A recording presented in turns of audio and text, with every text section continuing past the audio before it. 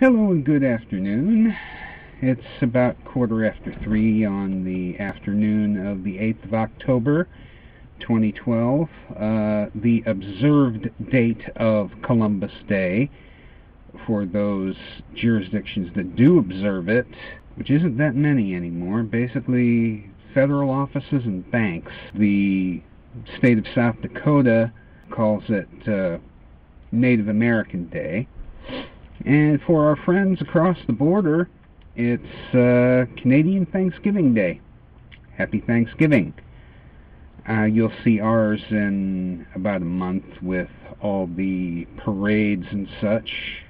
The first installment of this attempt at a video blog was successful in that my wife really liked it, said I should talk more about a lot of things. She just said I have to learn to speak faster, because you may have noticed in the first one there were a number of jump cuts because I tend to speak slowly and leave long pauses in between my thoughts.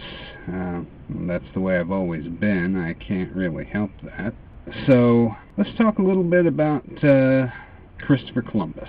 He was a great navigator. He managed to bring 3 ships across the Atlantic Ocean in 5 weeks, which was a good time even now to bring to bring 3 ships across. He had almost no loss of life on board his ships, as I recall, and he was successful in bringing back to Spain a whole lot of things that had not been there before, including, unfortunately, tobacco. Now, Columbus had been and has been criticized for his treatment of the Indians, so-called, because he thought it was the Indies or China that he'd reached, and you were never able to convince him otherwise. But he condoned, at the very least, quite possibly encouraged, enslavement, slaughter, and various mistreatments of the Aboriginal natives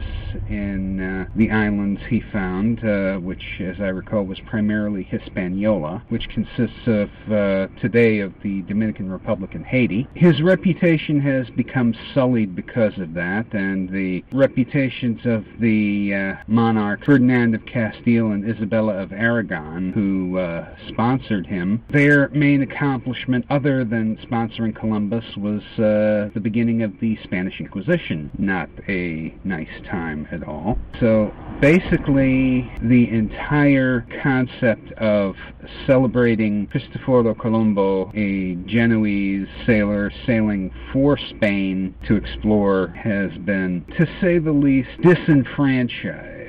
There are those who wish to take the entire holiday and rename it Explorers Day in honor of all the explorers, Amerigo Vespucci, Vasco da Gama, Francisco Pizarro, Balboa, Ferdinand Magellan.